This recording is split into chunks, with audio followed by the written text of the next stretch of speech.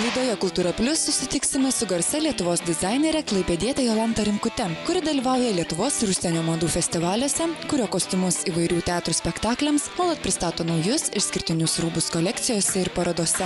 Papasakosime apie jūreivių prietarus, tradicijas ir papročius, supažindinsime su laive vyravusią hierarchiją, jūreivių teisėmis, pareigomis bei elgesio taisyklėmis ir sužinosime, kaip buvo baudžiami joms prasižengusieji.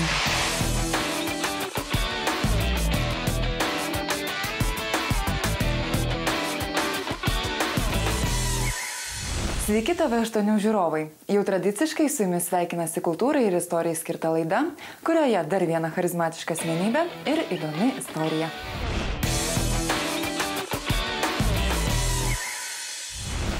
Susitiksime su garsia Lietuvos dizainerė Jolanta Rimkute, kuri dalyvauja Lietuvos ir užsienio festivaliuose, nuolat pristato naujas kolekcijas, o jos kuriamais kostiumais puošiasi ne vienas Lietuvos teatro pastatymas. Apie meną, kūrybą ir kostiumus šiandien ir kviečiu pasikalbėti su Jolanta Rimkute.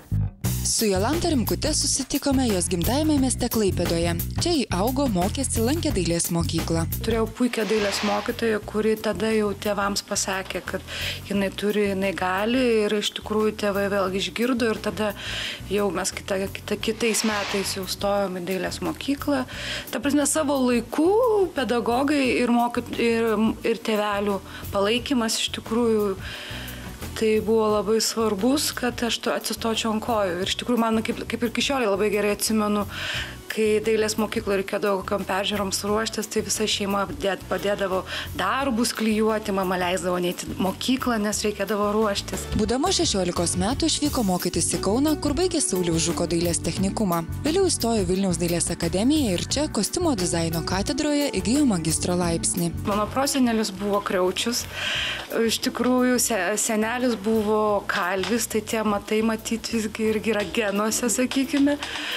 Tai turbūt tas, o kad su rūbais irgi niekados negalvojau, iš tikrųjų galvojau, būsiu menininkė, viskas man sekėsi ir mėgau ir piešti, ir tapyti, ir keramiką lipdyti, ir iki šiol labai mėgstu skulptūrą kaip formas, iš tikrųjų, bet labai keistai, ta prasme, keistai ir netgi akademijoje aš įstojau pirmiausia ne į kostiumą ir tuo metu jau man toks buvo ką toliau, nes liktai nelabai patiko ir kažkaip, nežinau, žinot, kiek įdomu kaip gyvenime, kiek mes patys lemiam, o kiek kartais reikia išgirsti, pajausti ir nebijo daryti žingsnį ir aš visgi, aš esu tokia kūrėja su kostiumais, kur aš sakau, kad aš žaidžiu.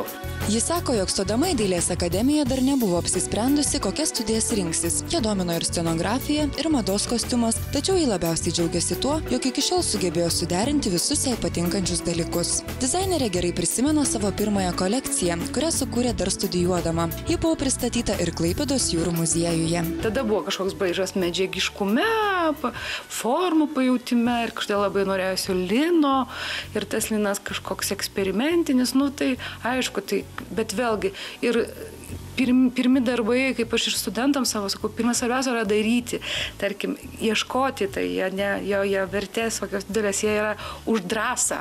Tarkim, už drąsą papildomai kažką daryti, už drąsą norėti reikštis. Kartu su kolege Ieva Ševakovaitė dalyvavo tarptautinėme madų festivalyje In Vogue Vilnius, kur jų kolekcijos 2 metus iš eilės pelnė pagrindinį prizą – Auksinę sagą. Kai festivalio prizininkėms joms buvo suteikta galimybė demonstruoti savo kolekciją Paryžiuje. Ką reiškia gauti Paryžiaus vienoje iš geresnių parodoje nemokamą stendą. Taip, dabar aš žinočiau, ką daryti ir ką tai reiškia.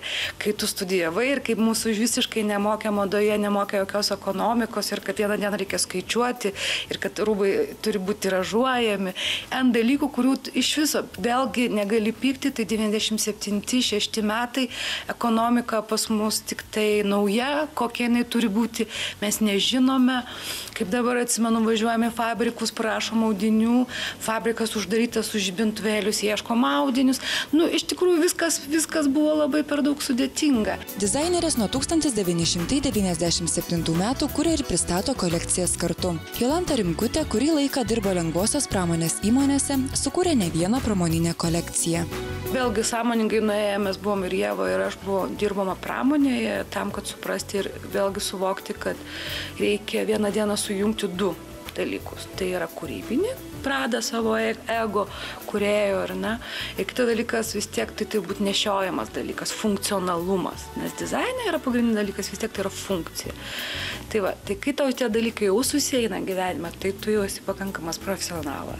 Ir manau, kad mes jau vieną dieną pas mus jau susieina, ir tu ir kūrybiškai save įsireiški, susigalvodamas vieną ar kitą temą, ir vienaip kitaip tu tai paverti funkcionalų rūbą. Dizainerė dalyvauja parodose ir tarptautiniuose projektuose. Šiemet jau 7 metus iš eilės kartu su kolege ji organizuos kūrybinės dirbtuves Migruojantis paukščiai, kurios skirtos suburti emigravusius ir Lietuvoje gyvenančius menininkus bei kitus kūrybingus žmonės bendrai veiklai. Tos papildomos organizacinės kūrybinės veiklos, matyt, aš tokias nesirealizavęs pionierius komjaunuolis esu, būčiau savo laiku buvusi kokią ir galvoju. Jo, man visą laiką tokie socialiniai reiškiniai yra įdomus ir man atrodo ir yra svarbus, tarkime. Manau, kad reikia kažkokias minimalės bendruomenės ir koks tu bebūtum kūrėjas su savo ego, iš tikrųjų reikia turėti ratą bendraminčių. Tai čia tai bendrai paėmus, tai tenka dalyvauti ir lengvai dalyvauju, jeigu turiu tik laiko kažkokiuose projektuose. Dar viena tokia puikia aikštelė, pasak dizainerės, kur gali susitikti įvairių sričių kūrėjai, yra teatras. Ji jau nuo 1998 metų kuria kostiumus spektakliams. Bendradarbiavimo su teatru pradžia, kaip atsimena Jolanta Rimkutė, buvo dar studentavimo laikais, kai grįžus į Klaipėdą susitikdavo su čia gyvenusiais kūrėjais, teko kurti su režisierė Dalia Tamulevičiūtė, iš kurios gavo nemažai pamokų, asistuoti Juozui Statkevičiui. Bestudijuojant aš žinojau vieną dalyką, nežinau iš kur, bet iš čia matyti, iš širdies. Niekas man to nesakė, bet pati jutau, kad reikia studijuojant maksimaliai eksperimentuoti ir maksimaliai viską daryti, ką tau siūlo. Be atlygio ar kažkaip, bet teoriškai, kad tu suprastum, kas tau patinka, kas tau norisi. Ir aš tą labai dariau. Tikrai vienais metais, net atsimenu, artėjant vasarai, jau aš turėjau užsiekimo organizmą, ant tiek buvau, nes, kartais neapskaičiuoja ir savo jėgų. Kostiumus dizainerė kuria įvairių Lietuvos teatrų pastatymams, tačiau pokalbio metu pasidžiaugė, jog Klaipėdos valstybinėme muzikinėme teatre jai suteikiamos visos sąlygos kurti, techninė komanda puikiai gyvendina jos sumanymus. Neįdomiausia ir sunkiausia yra šiuolaikinę dramaturgiją daryti, nes tai yra šiuolaikiniai kostiumai ir tai yra tiesiog daugiau atrasti kiekvienam. Bet man labai patinka istoriniai, nes tada yra ką daryti, reikia galvoti, reikia arba vaizdiniai, kodėl man patinka muzikiniai spektaklio, todėl kad reikia tikrai vizualinio sprendimo, tarkim. Vėlgi, tai labai priklauso nuo dramaturgijos, priklauso nuo komandos ir priklauso nuo teatro. Įkvėpimą savo kolekcijoms dizainerė sako gaunanti visur. Svarbiausia yra žinoti, ką tu nori daryti, kodėl ir kam yra skiriamas kūrybinis procesas. Pirmos kolekcijos buvo savęs ieškojimo etapas. Dažniausiai savo kolekcijas šiandien jį kuria ir pristato kartu su kolege dizainerė Ieva Ševakovaitė. Yra dalykų, kuriuos mes darom kartu ir gal tai yra viešiau ir visi mato, todėl kad tai yra vieši, nes ten kolekcijų kūrimo ir dėvengo. Bet dalykų, kuriuos mes darom atskirai. Ir tarkim, kažkodėl tai kostiumas, kai mes darom kolekciją, spaudoje labiau yra žinoma, negu kiek aš esu teatre spektaklių padariusi, ir žinot. Tai šituo atveju negaliu nieko paaiškinti, kodėl taip yra, bet noriu pasakyti, kad mes turime dalykus, kuriuos bendrai darom ir dalykus, kuriuos darom atskirai. Tai turbūt tas ir niekados mes nesakėm ir nedavėm vieną kitai priesaikai, kad visam gyvenimui. Nuo 2007 metų visą veiklą suvienijo jų įkurta Studija LT, kuri aprėpia kūrybą ir prototipų gamybą. Man atrodo labai svarbu, kad žmogus jaustųsi pasipuošęs, bet komfortiškai ir liktų savimi. Tai mūsų vienaip ar kitaip, kas pas mus ateina, aišku, mes stengiamės ir prašom, kad jie žinotų mūsų braižą, nes visgi, vėlgi, kaip sakyčiau,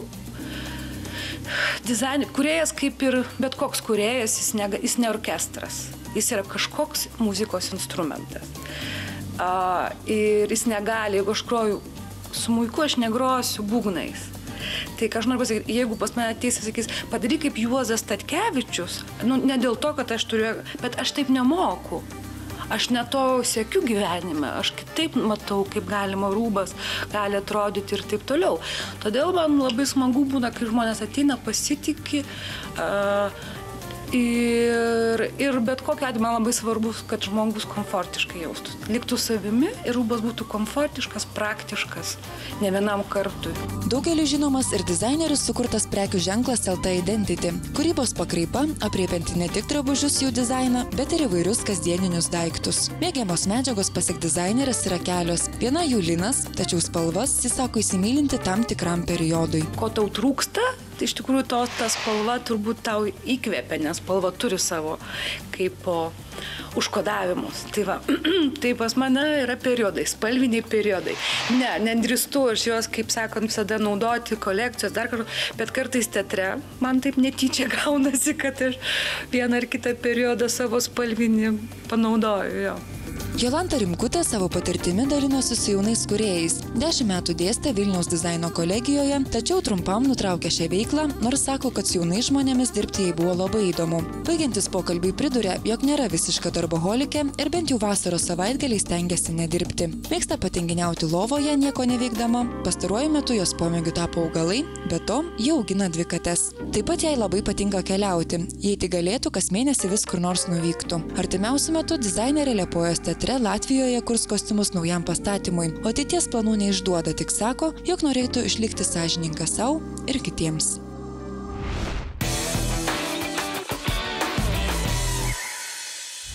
Netrukus papasakosime intriguojančių jūreivių papročių istoriją, o dabar labai trumpa reklama.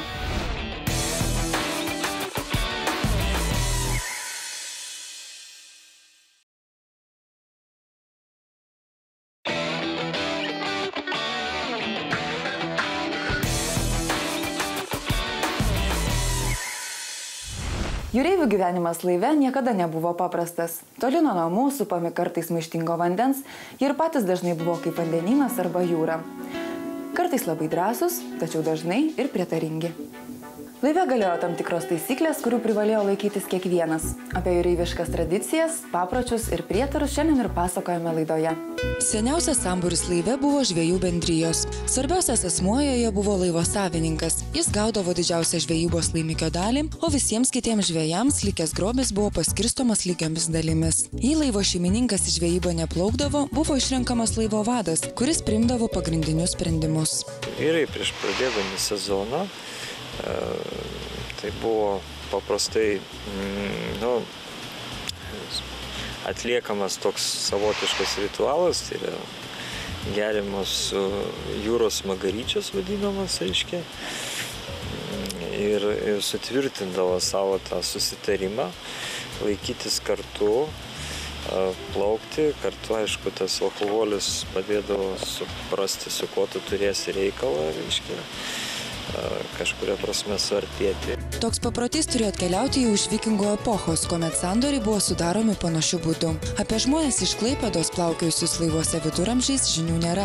Matyt, taip atsitiko dėl to, jog jie buvo miesto komtūro žinioje arba nenuolatos čia gyveno. Ordino laivuose ta hierarchija buvo labai tokia aiškiai, sakykime, buvo tai, ką mes galime vadinti meistras, reiškia tas, kuris vėliau tapo kapitonu, pats pavadinimas kapo, reiškia kapitonas galva, žemesnio lygio, tai lygmuo, tai buvo karininkai, iš esmės, vėliau jūreiviai, ir ten, sakykime, lygiagrečiai su jūreiviais dar buvo kaip taisyklė laivuose kariškiai. Kariškiai išliko iki pat, galima sakyti, 18 amžiaus, o kai kuriais atvejais ir 19 amžiaus, kaip nuolatinė tokia laivo sudėdamoji dalis, palydė, ypač plaukiant į kažkokias tai, sakykime, vandenis, kuriuose knibžda piratų ir šiaip visokių plėšikų. Šie samdyti kariškiai laive nedirbdavo jokių papildomų darbų, kai tuo tarpu jūreiviams tekdavo dirbti pačius įvairiausius darbus, prireikus ir ginti ar pulti. 17 amžiuje Klaipėdos jūreiviai perėmė daugelį bendrų laivininkystės bruožų, kurie buvo būdingi olandų, vokiečių, britų ir Hanzos laivynams. Jau nusistovėjusi hierarchija, kuri siektų galbūt 18 labiau amžių, buvo tokia. Reiškia, iš pradžių aukščiausią tą ešeloną užėmė kapitonas su šturmanais,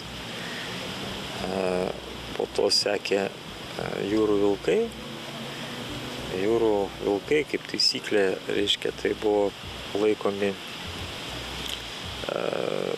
tie jūreiviai, kurie ir be komandos žinojo, ką reikia daryti, jų nereikėjo nieko mokyti, jie puikiai jautė, kada ir kaip atlikti kokį veiksmą, mokėjo visus darbus ir praktiškai iš šitų jūrų vilkų buvo parenkami kandidatai į bocmanus. Na, bocmanas tai laive yra gan toks baisus žmogus, reiškia, jisai skirsto visus darbus. Bocmanas atliko tarpinį vaidmenį tarp kapitono, šturmano ir jūreivių. Jo pareigos kartais būdavo nepavydėtinos, nes tekdavo įgyvendinti žiaurius kapitono įsakymus, surikiuoti laivo komandą darbui, juos prižiūrėti. Žemesnę kategoriją užėmė pusvyriai, jūreiviai, kurie neturėjo pakankamai sukaupę patirties. Norėdami kilti aukščiau, jie turėdavo gauti rekomendacijas. Žemiausioje kategorijoje buvo jungos, nebūtinai jauni vaikinai, tačiau neturintys pakankamai patirties, jiems reikėjo daug ko mokytis. Svarbu vaidmenį laivo personalo sudėtyje atliko virėjas, kuris visoje šioje hierarchijoje užėmė tarsi atskirą nišą. Neatsitiktinis ir jūrininkų posakis, kad laivo virėjas antras žmogus po kapitono. Labai svarbus asmuo, nes kartais reisai trukdavo ir metus, ir pusantrų, ir 3 metus. Tai labai buvo svarbu, kad tas maistas būtų ne visai monotoniškas, kad nuo karto paįvairinamas. Pagrindiniai maisto produktai jūreivių mitybos racione buvo jautiena ir džiūvėsiai, nors kapitono, jo padėjėjo ir šturmano pietų stalo meniu buvo turtingesnis nei likusio laivo personalo. Prie jūreivių stalo galiojo griežtos bendro valgymo taisyklės, pagrindinė kiekvienam po lygiai. Kaip ir visur buvo įprasta, kad kapitonas, reiškia, karts nuo karto ragaudavo tą viešai jūreivių maistą, turėdavo įvertinti ir atsižvelgti į tam tikrus skundus, reiškia, nes jeigu labai ten kažkoks prastas būtų, ar ten virėjas sugalvotų ką nors sukčiauti, kad galėtų, taip sakant, imtis veiksmų ir panašiai, nes čia, kaip minėjau, labai svarbus klausimas, reiškia, daugiau įdomybių nėra. Praktiškai laive gyvenimas vykdavo burlaivėse vachtomis, tai yra budėjimas. Vachtą žymėdavo tos gongas arba varpas. Ir taip pastoviai kiaurą parą taip įbėga laikas. Burlaivių epochos metu, kuomet sunku būdavo numatyti tikslę kelionės trukmę, dažnai pritrūkdavo ne tik maisto, bet ir gėlo vandens. Jūreiviams buvo skiriamas paprastai romas, romo tam tikras kiekis, kurį reikėdavo iškart išgerti, reiškia. Ypatingai, jeigu ten buvo audroj, tekdavo dirbti ar panašiai, kad staigiai sušiltų. Tas romas buvo geriamas nebūtinai grynas, greičiausia su arbata, reiškia, toks kaip šildomasis, reiškia, gėrimas šiuo atveju. Na, krante, aišku, tas klaipėdietiškas, sakykime, mėgtas romas su arbata, tai grogas.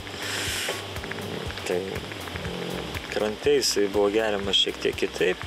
Klaipėdietiškas receptas yra maždaug skamba taip, galite kiekvienas pasigaminti, jei norite.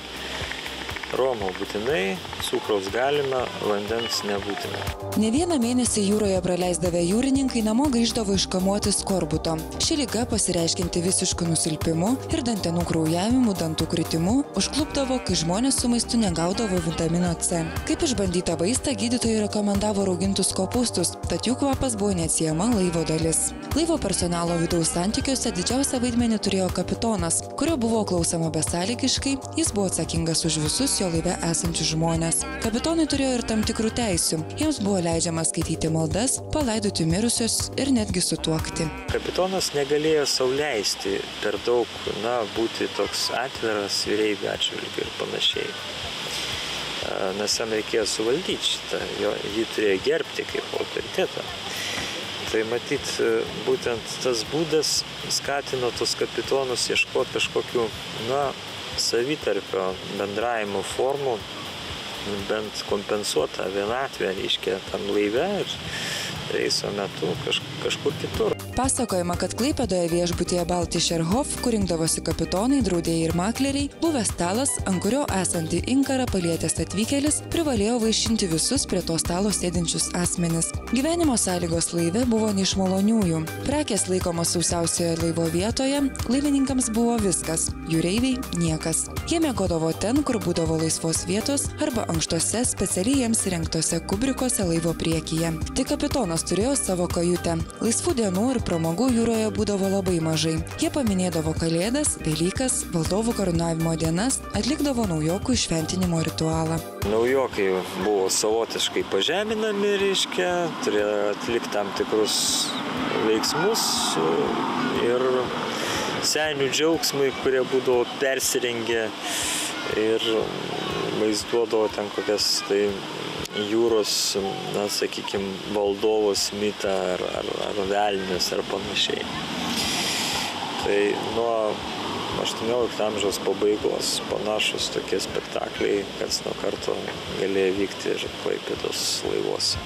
Prietarai lydėdavo laivą nuo pat jo statybos pradžios iki gyvenimo pabaigos. Daug jūreiviškų prietarų susijęs su vėju, nes jis lėmė laivų ir žmonių likimus. Draudimas švilpti, tam tikrais atvejais keiktis, draudimas minėti, reiškia, sakykime, Dievo vardą tam tikrais atvejais, draudimas, sakykime, belsti ar kažkaip kitaip įtartinai elgtis prie pagrindinio stiebo, nes visi šitie draudimai susijęs su tuo, kad galima sukelti vėją. Dalis jūreiviškų prietarų yra tie iš antikos laikų, kai jūreiviai mėgindavo palenkti dievus kruvinomis aukomis. Klasikinis tas atvejis yra auka savotiška sėkmei, tai yra sudaužomas butelis į bortą, tas buvo žinomas dalykas ir Klaipėdoje. Beje, tą praktiką perėmė netgi žvejai. Turime net filmuotas medžiagas, kai sudaužamas, reiškia, nugertas butelis sudaužamas, kurieno, reiškia, apkausta.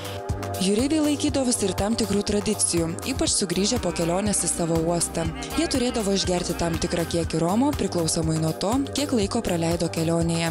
Daugelis būtinai apsilankydavo viešnamiuose ar karčiamuose. Sugaudytis būdavo gana sudėtinga, tai Klaipėdoje buvo specialiai samdomas, reiškia, toks savotiškas tarnautojas, reiškia, 2 metrų maždaug įspūdingas vyras su botagu, reiškia, kuris galėdavo surinkti tos jūreivius. Jį pasamdydavo kapitonas, kad jis surinktų, reiškia, iš tų smuklių visų surankėtų jas tam, iš tų visokių langinių, viešnamių ir panašiai. Tai jis per tam tikrą laiką jos surinkdavo. Tai šitas žmogus turėjo teisę surakinti grandinėmis tą nepaklusnų jūreivį, plakti su odiniu botagu ir jeigu jau labai ten kažkaip pasipriešintų, net jį ir užmušti. Jūreivius dažniausiai bausdavo bocmanas kapitono įsakymu. Bėgant laikui buvo taikomos vis humaniškesnės bausmės, tačiau pasitaikydavo ir tokių atvejų, kad koks labai nepaklusnus jūreivis buvo išlaipinamas ar netyčia paslysdavęs nuskęsdavo. Beje, buvo tikima, kad jūroje palaidoti jūrininkai po mirties, pasivertę žuvėdromis ar delfinais, sveikino praplaukiančius laivus.